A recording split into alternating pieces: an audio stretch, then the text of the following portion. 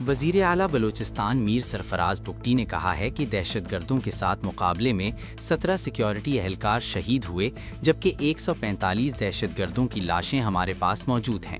کوئٹہ میں press conference سے خطاب کرتے ہوئے ان کا کہنا تھا، دہشت گردوں نے 31 معصوم شہریوں کو شہید کیا۔ گوادر میں دہشت گردوں نے 5 خواتین اور 3 بچوں کو شہید کیا۔ شہید ہونے والی فیملی کا تعلق خضدار سے تھا اور وہ بلوچ تھے۔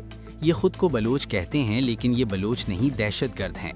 ان کا کہنا تھا، افغان سرزمین بھی پاکستان کے خلاف استعمال ہو رہی ہے۔ اطلاعات ہیں کہ ان دہشت گردوں کے ساتھ افغانی بھی شامل ہیں۔ آج بشیر زید، رحمان غل اور اللہ نذر افغانستان میں موجود ہیں۔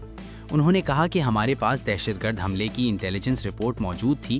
ہم نے ایک دن پہلے آپریشن شروع کر دیا تھا۔ 145 دہشت گردوں کی لاشیں ہمارے پاس موجود ہیں۔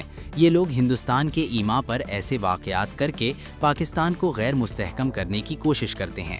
جب پاکستان ٹیک آف کرنے کی کوشش کرتا ہے، اس طرح کے واقعات ہوتے ہیں۔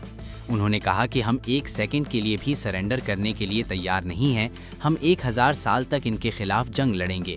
ہمارا خون سستا نہیں ہے، ہم انہیں جانے نہیں دیں گے۔ ہم بلوچستان کو ان کے لیے جہنم بنا دیں گے۔ بلوچ کو ایندھن کیوں بنا رہے ہو؟ اور ایندھن کس کا؟ ہندوستان کی ایما پہ آپ پاکستان کو جب ٹیک آف کرنے لگتا ہے، وہ اکنامکلی ہو یا ریجن میں فورن فرنٹس میں، وہ جب ٹیک آف کرتا ہے، اپنی ایک جگہ بنانے کی کوشش کرتا ہے، تو آپ ہندوستان کی ایما پہ اس طرح کے واقعات کر کے پاکستان کو ڈی اسٹیبلائز کرنے کی کوشش کرتے ہیں اور جو خطے میں پاکستان کی اہمیت ہے اس کو کمزور کرتے ہیں۔ اور کس کا؟ صرف اور صرف، چاہے یہ بشیر زیب ہو، چاہے یہ اللہ نذر ہو، چاہے یہ باقی جتنے اس کے لوگ ہیں، اربیار ہو، یہ سب ہندوستان کی دلالی کرتے ہیں اور اس دلالی کے پیچھے جو ہے وہ پاکستان کو ڈی اسٹیبلائز کرتے ہیں اور معصوم لوگوں کا قتل و غارت کرتے ہیں۔